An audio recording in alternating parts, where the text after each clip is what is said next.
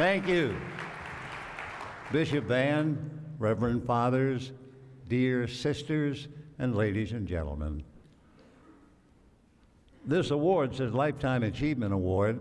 When I was in school, I learned about the definition of terms.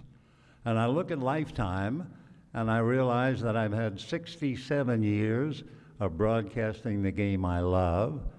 I did not make the decision, nor was I allowed to do it by myself.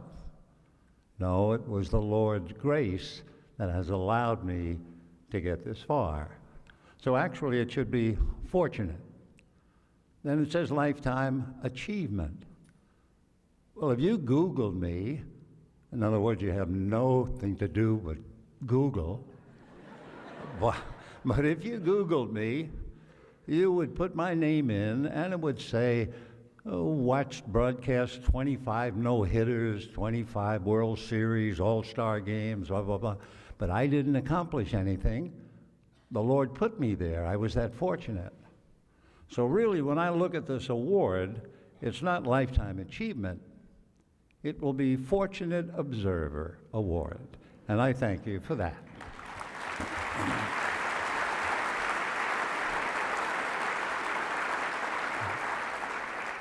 When I was about 6 years old, which was shortly before the discovery of fire, I started grammar school with the Sisters of Charity, who were not necessarily charitable to a red-headed kid who laughed and talked a lot. But I also had a problem. I don't think anyone else here is old enough to remember, but I am left-handed. So when I started, 6 years old, every time I tried to use my left hand, the nuns would hit me with a ruler and occasionally would cut a knuckle.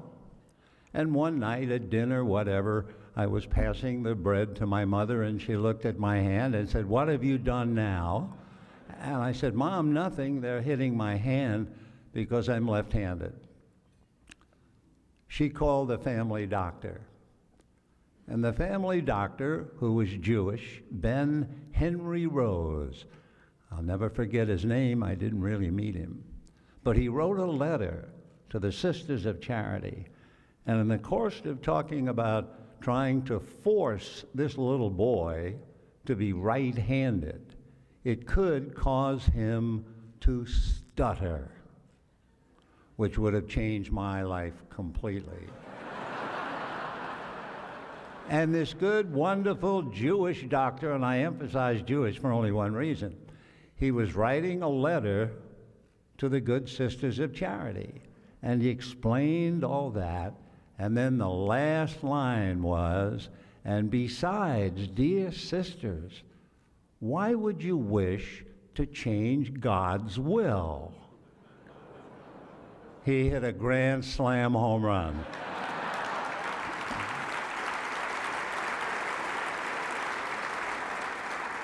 So I was at a very tender age when I realized that God works in mysterious ways, and that was one of them. When I was a senior in high school, I was sitting in the back of an auditorium with the best athlete on the campus. I was lucky. Incarnation Grammar School, Fordham Preparatory, Fordham University.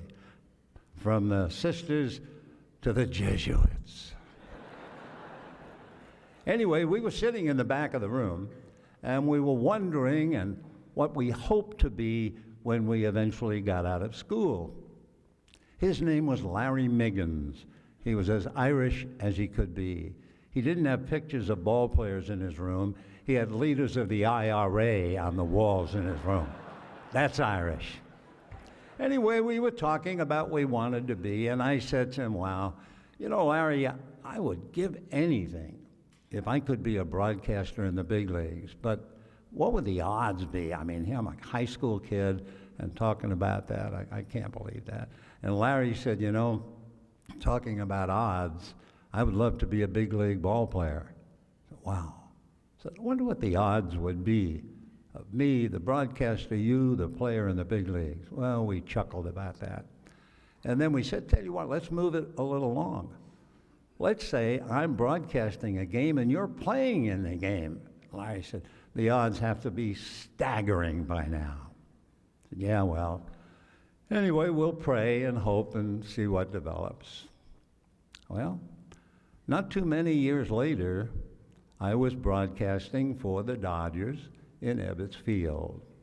And one afternoon, the St. Louis Cardinals came to town to play the Dodgers. And I was writing down the lineup, and I looked at the Cardinal lineup. The shortstop was Larry Miggins, the fellow that I sat in the back of the room with. Now, the Dodgers in those days would let me do an inning or two. They had two great broadcasters, Red Barber, Connie Desmond, and occasionally I'd work out for an inning. And Red said, you do fourth inning, whatever. I said, okay. And as the game progressed, who was coming up to bat in the fourth inning of the one inning that I'm going to broadcast? When he walked up to the plate, I really had trouble mentioning his name. We had a left-hand pitcher with the Dodgers named Elwin Preacher Rowe from Ash Flats, Arkansas. And he was as much of a character as his name. Beautiful guy. Larry came up, stood at the plate, Preacher Rowe delivered, and Larry Miggins, with me broadcasting, hit a home run.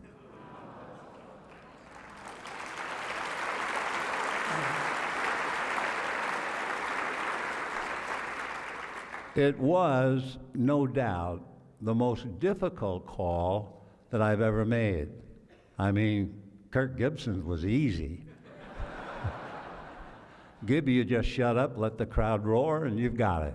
But with Larry Miggins on a lazy afternoon running around those bases, it was really difficult to speak because, again, I thought the longest of long shots have come through. But yet there was another one that would eventually arrive. Back in 1956, the Brooklyn Dodgers won the pennant, lost in the World Series, as it always has been. And they were invited to go to Japan to play a series of exhibition games, and they were nice enough to invite me to go along. Now, on that team was a pitcher named Ralph Branca, and his new bride, formerly Ann Mulvey, now Branca. The Mulvey, her dad, was president of Goldwyn Pictures. He was a Knight of Malta. He had a lot of money, and he contributed a great deal of it to the Catholic Church. And so Jim Mulvey was able to talk to the powers that be, and he arranged for an audience with the Pope for Ralph, Ann, and myself. Now I digress. Ralph Branca was closer to me than most players only because at the time I was single, he was dating Ann, and a couple of times they said, Ben, would you mind dating her roommate? And of course I said sure, and it was very nice. I was going out with the boss's daughter. That ain't no bad deal.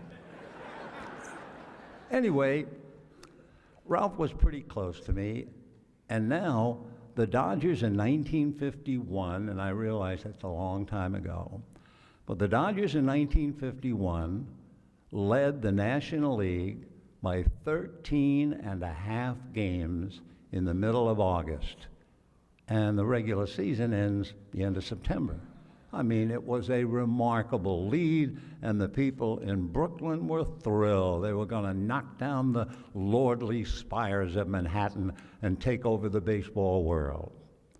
And probably the best pitcher on the team in September was Ralph Branca. Well, starting in August, the Dodgers maybe played 500 ball. They'd win one, they'd lose one. But the Giants were winning 2 out of 3. All of a sudden, believe it or not, it came down to the last game of the regular season to see who's going to win the pennant. The Dodgers led in the ninth inning. In the bullpen, Ralph Branca, not a relief pitcher, a starting pitcher, but he was the best at the time, warming up. Don Newcomb, the ace of the staff, was the pitcher, got into trouble. They took Newcomb out, and they called in Ralph Branca. I could see Ralph's bride-to-be sitting directly below me, Ann, and Ralph came in, threw a fastball to Bobby Thompson, ball one. Threw another fastball, home run. Giants win the game, win the pennant, and there is Ralph Branca standing on the mound with his shoulders sloped. I instinctively looked over the edge down at his bride-to-be, and I'll never forget, Ann quietly opened her purse, reached in, took out a handkerchief, unfolded the handkerchief, closed the purse, buried her face in the handkerchief. Now, in those days, to get to the clubhouse, you had to walk approximately from where I was over 600 feet. And by the time I got to the clubhouse, you went up the wooden steps, opened the door. There was a little vestibule with 3 steps leading to where the lockers were. Sprawled on those steps, face down, arms spread, was my friend Ralph Branca. So I had to tiptoe over his arms and go up into the clubhouse where it was deadly quiet. The Giants were next door. They were celebrating. They didn't realize what happened. The Dodgers had the dressing room full of champagne and every good and wonderful thing you'd love to eat. When Bobby hit the home run, all they did was move everything across the hall into the Giant clubhouse. So when the Giants arrived, they thought, wow, our ownership never gave up. They knew we were going to win, and they set up all this great stuff. Meanwhile, the fans are on the field right outside the stadium cheering the Giant players. They'd all come out to take a bow. The Dodgers were quiet. And I go into a little room, the trainer's room, and I'll never forget, there were 2 tables and a chair. On one table was Jackie Robinson, and on the other table was Pee Wee Reese. I sat down, had nothing to say. Dead silence again. And then Pee Wee said to Jackie, he said, you know, Jackie, there's something I'll never figure out. Robbie said, what's that, Pee Wee? He said, why this game hasn't driven me crazy. Now, Ralph and Ann were going to be married a few days after this game. And Father Rowley, the priest who was going to perform the ceremony, was at the game. So Ralph and Ann met the good father, and Ralph said to Father Rowley, why, Father? Why me? And Father Pat said, because you're strong enough to carry the cross. Well, you have to remember now, Ralph was not from some little town in Oklahoma where you throw the home run ball in New York, you get on a plane, you go back to Oklahoma, everything's okay. No, not for Ralph. He was New York, born, bred, raised, went to New York University. Bobby Thompson lived in Staten Island, so he was there. That fall, winter, and spring, every charitable luncheon, every charitable dinner, they wanted to honor Bobby Thompson. But in order to complete the story, they would always invite Ralph Branca. That meant every day, every lunch, every dinner, they were honoring Bobby and, of course, the poor soul who threw the pitch. And yet, Ralph carried that cross as beautifully as anyone you will ever know. Remarkable, remarkable man. But we found out years later, it wasn't quite as simple as it sounded. First of all, you have to remember the Polo Grounds was built in kind of a horseshoe, and in dead center field was the old clubhouse, 2 dressing rooms, home team, opposing, steps going up. And the offices of the Giants were atop the dressing areas. In that last game of the year, and this was all written up but years later, the Giants had cheated. What they had done, they installed a buzzer in the office. They had another answer to that buzzer in the bullpen. They had a man in the upper deck with extremely powerful military binoculars. Now, in baseball, we have the great catcher and a dear pal, Mike Socia here, and basically every catcher in the world, if it's a fastball, it's 1, curveball 2, change 3, if you have another pitch, something else, but basically 1. So the scout up in the room with the binoculars was looking for only one thing, 1 finger. And it had worked during the game. And now Bobby Thompson comes up to hit. The binoculars are locked in, catcher, 1 finger. Rings the buzzer from the office, the other end of the buzzer in the bullpen, and before the pitch is made, the catcher in the bullpen takes a towel and just does that. And the hitter is looking before the pitcher is going to wind up, sees that towel, and figures fastball. And it was. And the second pitch, fastball, home run, game winner, hero. That story came out, and even after all those years, Ralph Branca would go to the lunches and the dinners with Bobby Thompson.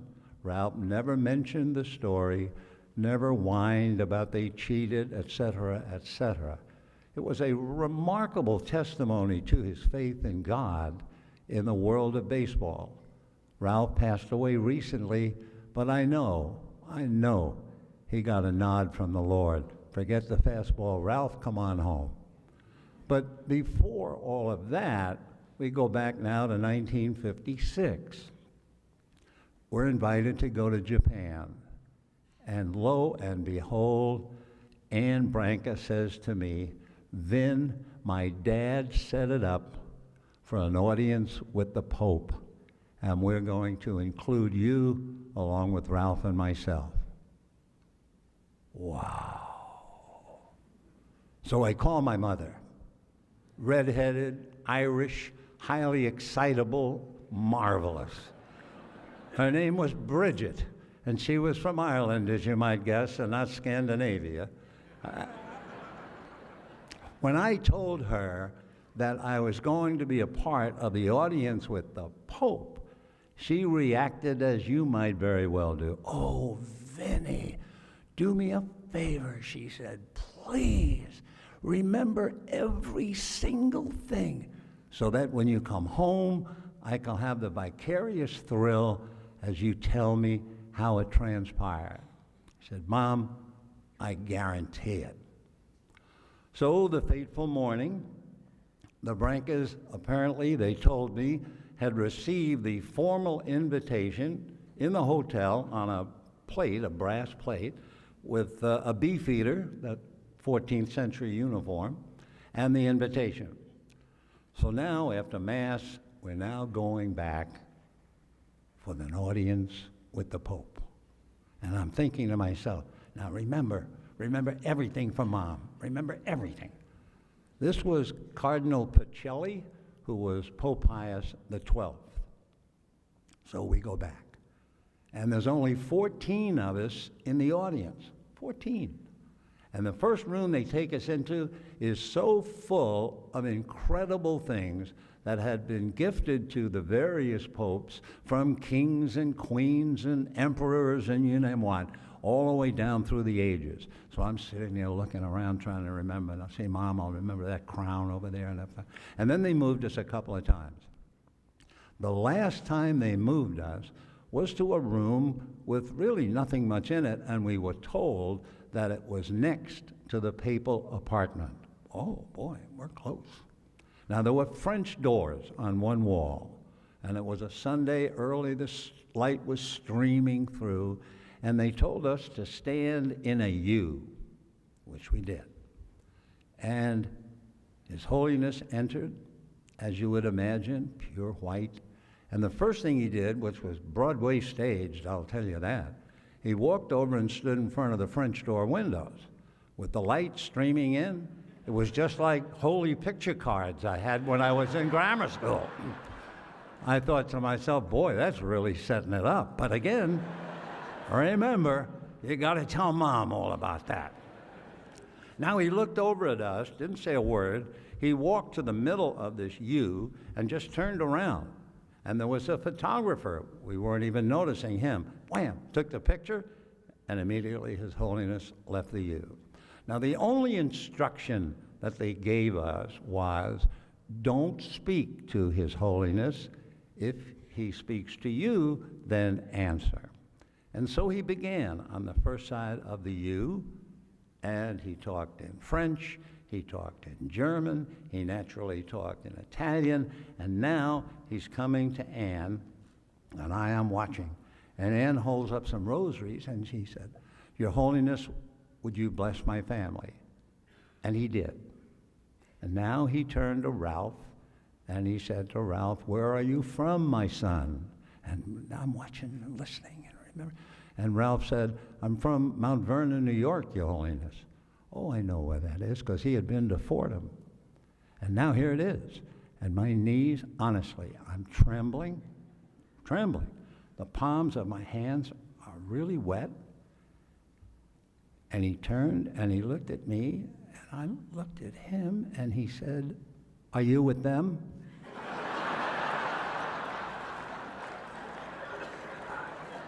And I went, and he moved along.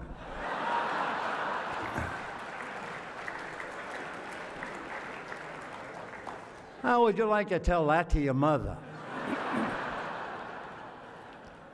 It has been a long and glorious life for me.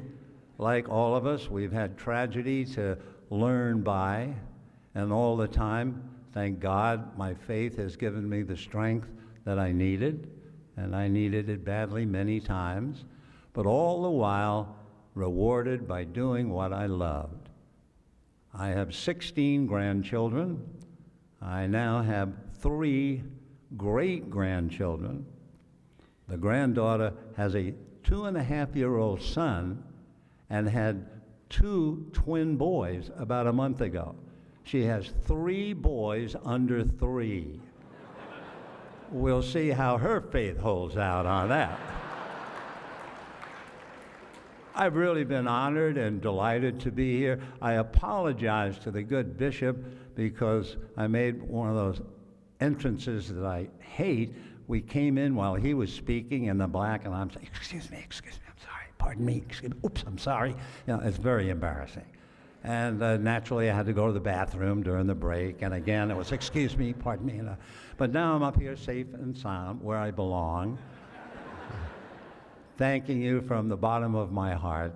And as I said in the beginning, God works mysterious ways. Thank God. Thank you.